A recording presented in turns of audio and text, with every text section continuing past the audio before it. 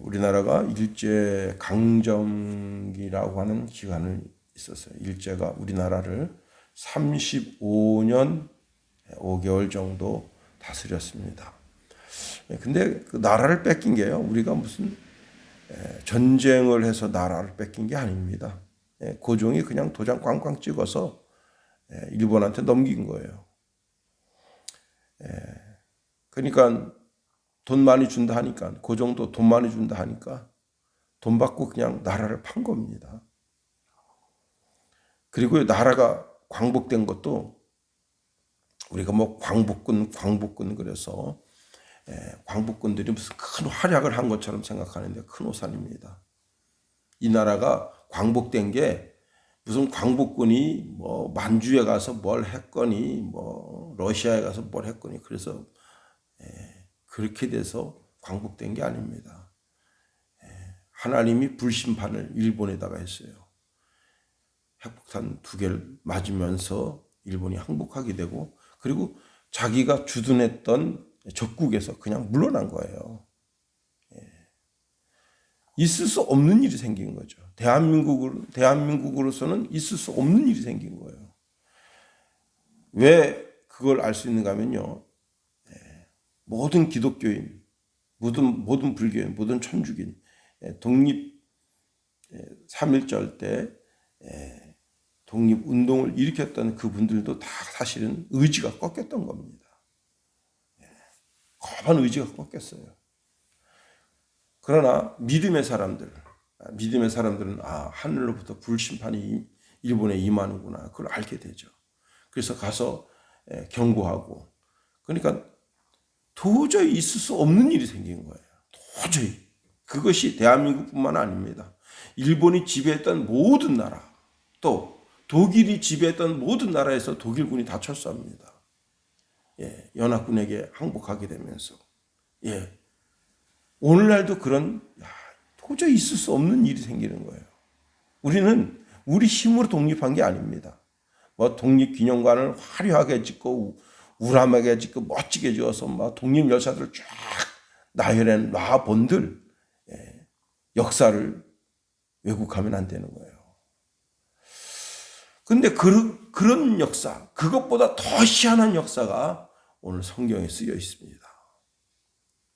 이건 진짜 하나님의 은혜가 아니면 있을 수 없는 일이에요. 아니, 어떻게 이런 일이 있을 수 있지? 하는 그런 의구심을 가질 만한 일이 오늘 성경에 기록되어져 있습니다. 그 어간에 이제 여호와긴 이야기를 좀 말씀드리겠습니다. 여호와긴은 598년경에 왕이 되어서 3개월 10일 동안 치를 했어요. 그리고 갈대아인들에 의해서 예루살렘 성이 무력화되면서 이제 그때 당시에 많은 유명 인사들과 함께 바벨론 나라에 납치되어서 갔습니다.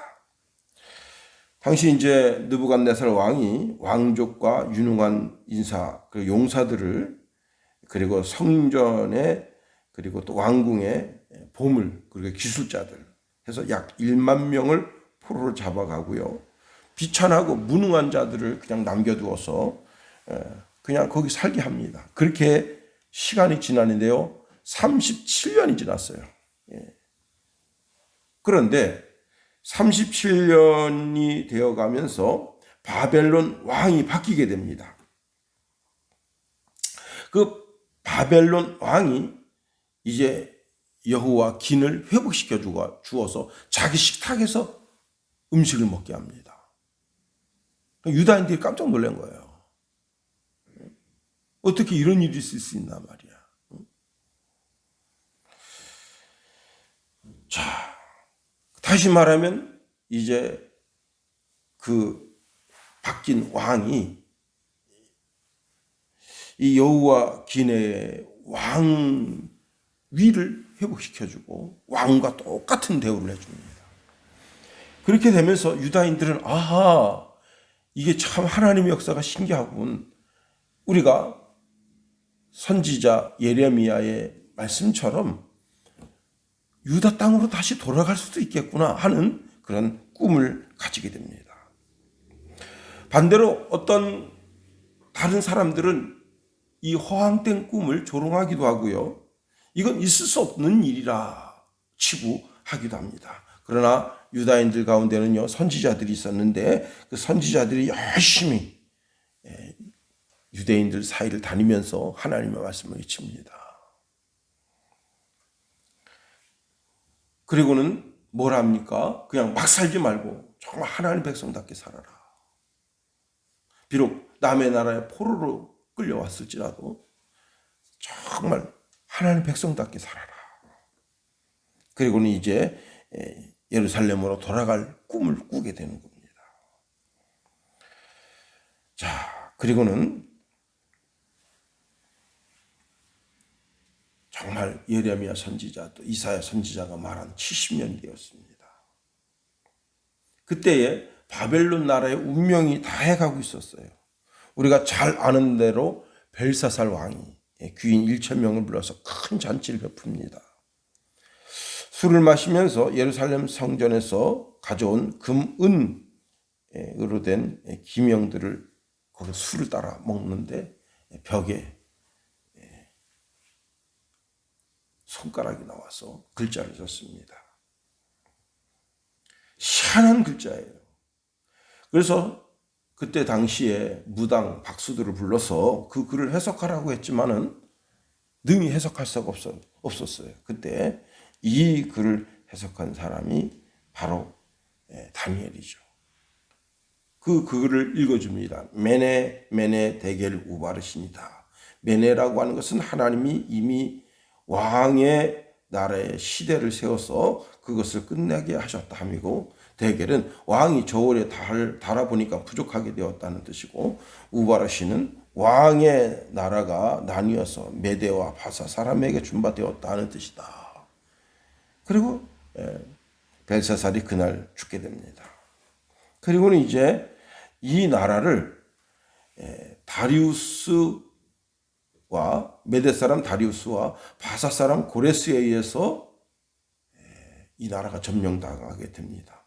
근데 다리우스는 나이가 많아요. 그래서 고레스에게 정권을 넘겨주고 이제 고레스는 유대인들을 해방시켜 줍니다.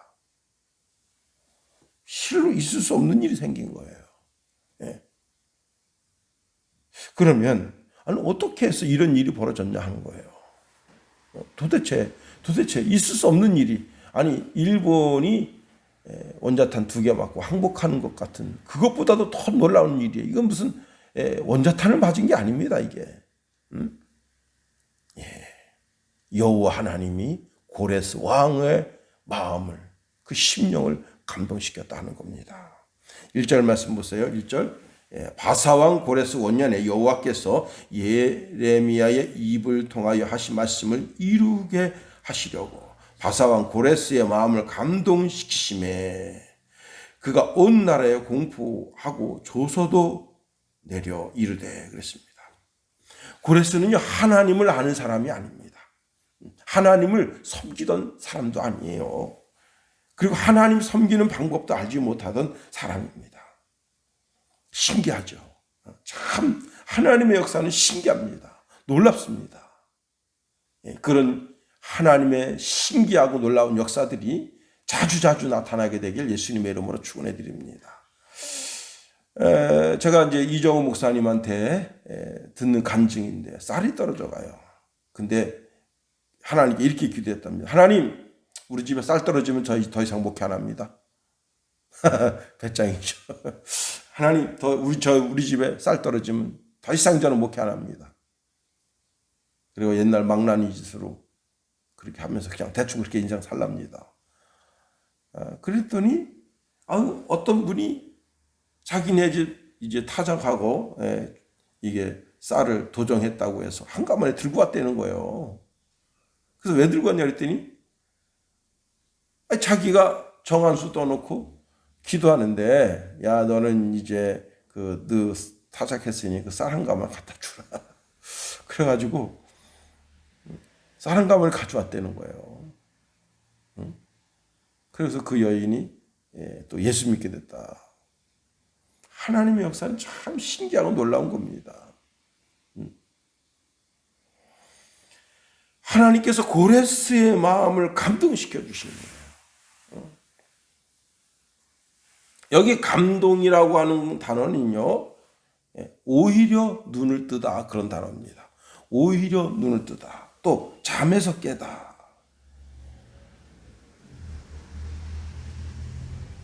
우리가 잠들게 되면 육신이 그냥 육신이 어떤 상태인지 모르잖아요. 또 그 다음에 내가 잠드는 사이에서 내가 무슨 마음의 작용이 일어나는 것도 아니고. 그런데 여기 이 감동이라고 하는 단어는 영적인 눈이 떠진 거예요. 영적인 눈이. 다 영적인 눈이 떠져야 됩니다. 육신의 세계만 그냥 바라보니까 저는 그리스도인들이 너무 화려하게 사는 것을 그렇게 좋게 생각하지 않습니다. 어떤 분이 이제 검찰에 출두하는데 몸에 치장한 게 7천만 원을 치장했다 그래요. 신발이 몇백만 원, 바지가 몇백만 원, 위에 코트가 몇백만 원, 손에 반지가 얼마, 귀걸이가 얼마. 그 그 핸드백 그게 또 얼마. 그래서 7천만 원을 치장했다 그런 얘기를 들은 적이 있었는데, 저는 그걸 보면서 저 사람이 그리스도인이 아니었으면 좋겠다.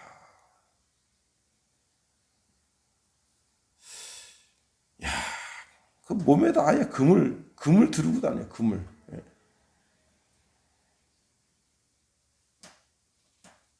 정말 안약을 사서 눈에 발라서 영적인 눈이 떠져야 됩니다. 하나님의 신령한 세계를 바라봐야 돼요. 자, 그리고 더 나아가 예레미야 입을 통해서 하나님께서 이제 예레미야의 입을 통해서 70년이 지나면 너희들 바벨론 나라에 갔다가 돌아오게 된다. 그 언약하신 말씀을 이루려 하시는 거예요. 자, 이제 바벨론 나라에 끌려간 지 70년이 됐습니다. 자, 여기에요. 이 바벨론 나라에 가서 이스라엘 백성들이 사는데 처음에는 포로로 끌려갔으니까 어떻게 살았겠어요. 그런데 그 바벨론 나라에 끌려가서 다 잘 살게 됩니다. 못 살는 게 아니에요. 다 잘 살아요. 그리고 이 선지자들이 부지런히 백성들 사이에 다니면서 하나님 말씀을 전파합니다. 그들의 꺾인 의기를 세워줍니다. 일어나라. 일어나라. 빛을 발하라. 여호와의 영광이 우리에게 이르게 된다. 그래가지고 한 민족이 이제 바벨론 나라를 떠나서 유다 땅으로 가게 되는 겁니다. 참 하나님은 신묘막측한 방법을 동원하십니다. 민수기 23장 19절에 보면요, 하나님은 인생이 아니시니 시건치 아니하시고 인자가 아니시니 후회가 없으시도다. 어찌 그 말씀하신 바를 행치 아니하시며 하신 말씀을 실행치 아니하시랴 말씀합니다. 하나님은 하나님 말씀하셨으면 반드시 그대로 하신다 하는 거예요. 자, 그리고 두 번째, 예루살렘 성전을 건축하라는 거예요. 예, 이 예루살렘 성전은 여호와 하나님을 신앙하는 핵심이에요. 2절 보세요.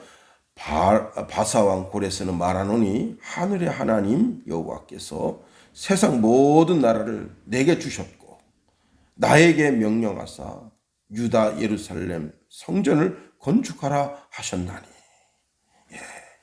고레스는 여호와 하나님을 신앙하는 신앙은 없어요.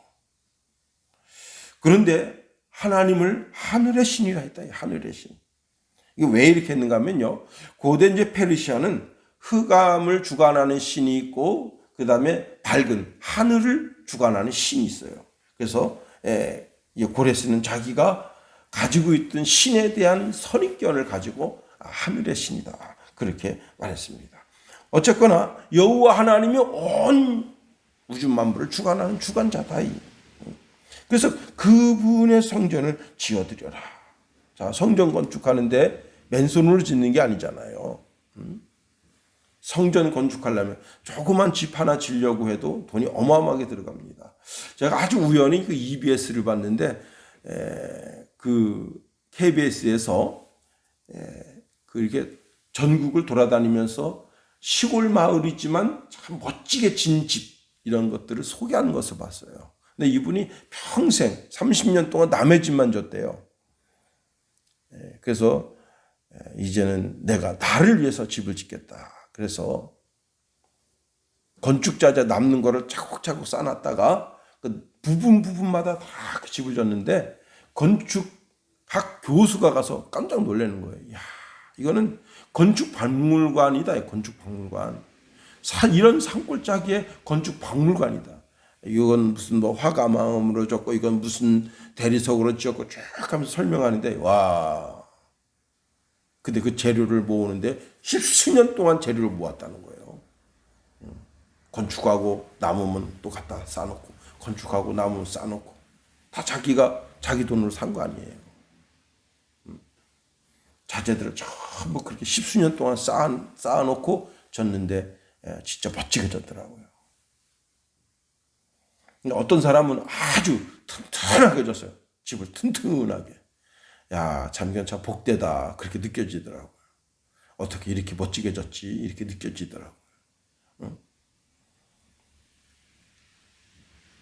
야, 그래요. 그런데 성전은 어떤 한 집의 구조와 틀립니다. 그 크기와 위용, 이 모든 걸 생각할 때. 그래서 고레스 왕이 명령을 내립니다. 그 명령이 3절이에요. 잘 보세요. 이스라엘 하나님은 참 신이시라. 너희 중에 그의 백성된 자는 다 유다 예루살렘으로 올라가서 이스라엘 하나님 여호와의 성전을 건축하라. 그는 예루살렘에 계신 하나님이시라. 자, 성전을 건축하기 위해서 사람이 수도 없는 사람들이 필요한 거예요. 사람들이 올라가야 되고요. 그 다음에 4절 말씀에 보면 그에 합당한 예물을 드리라 하는 거예요. 이야, 이 참 기가 막힌 역사가 일어나는 거예요. 그 남아있는 백성이 어느 곳에 머물러 살든지 그곳 사람들이 마땅히 은과 금과 그 밖의 물건과 짐승으로 도와주고 그 외에도 예루살렘을 세울 하나님의 성전을 위하여 예물을 기쁘게 드릴지니라 하였더라. 이 고레스 왕이 칙령을 내린 거예요. 명령을 내린 거예요. 너희들 다 돌아가. 그리고 가서 예루살렘 성전을 지어. 이야. 우리가 귀로도 듣지 못하고 눈으로도 보지 못하고 마음으로도 생각지 못한 하나님의 기적과 이적이 우리의 삶에 늘 나타나게 되길 예수님의 이름으로 축원해 드립니다. 그런데 그 기적과 이적 중에 가장 놀라운 것이 내가 하나님의 나라 가는 거예요. 이 땅에서. 예. 참 저는 어제 이 말씀을 쭉 들여다보면서 참 하나님의 역사하심이 놀랍다. 이것은 제2의 출애굽과 견줄 만한 일이다.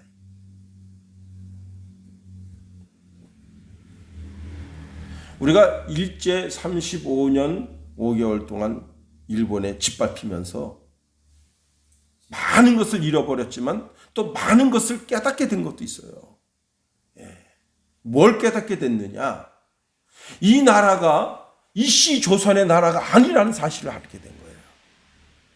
이 나라가 우리 나라구나. 내 나라구나. 그걸 알게 된 거예요. 그러니까 왕의 나라가 아니라는 사실을 알았어요. 왕이 백성을 팔 수도 있구나. 돈 그까지 돈 가지고 백성을 팔 수도 있구나. 그래서 저는요, 이씨 조선 그러면 이가 갈립니다. 나쁜 놈들이에요. 이가조선이에요. 이씨도 아니고 이가조선이에요. 이가조선. 참 얼마나 나는 뭐 세종대왕이 한글 어쩌고저쩌고 웃긴 소리예요. 이 한글은 사실 선교사들이 정립해 준 겁니다. 쓰지도 않았었어요. 다 깊게 들어가 보면 참 하나님의 역사. 오늘 그 일제 35년 5개월 동안 대한민국이 태어난 거예요. 새롭게. 조선은 없어지고 이가조선은 없어지고 나라가 새롭게 된 거예요. 그 가운데 정말 이승만이라고 하는 대통령이 나오게 되고 그러면서 북한과의 대립구조 속에서 북한이 공산주의를 택하니까 남한도 자연적으로 그와 반대되는 사상인 자유민주주의를 선택하게 되고 이 모든 게 정말 하나님의 신묘막직한 섭리 속에 이루어졌다. 마치 유다가 제2의 출애굽을 하는 것처럼 우리 대한민국이 제2의 건국을 하게 되는 역사를 이루게 됐다. 이 축복 가운데 우리가 있는 겁니다. 그것도 이 나라가 전라도 사람들에 의해서 세워졌다. 전라도 사람들은 자긍심을 가져야 돼요. 이승만 밑에 있었던 사람들이 80% 정도가 다 전라도 사람들이랍니다. 근데 왜 뺏긴 거예요? 이 나라를. 난 참 전라도 사람들이 그렇게 이승만을 도와서 나라를 세워놓고 왜 그 나라를 뺏겼습니까?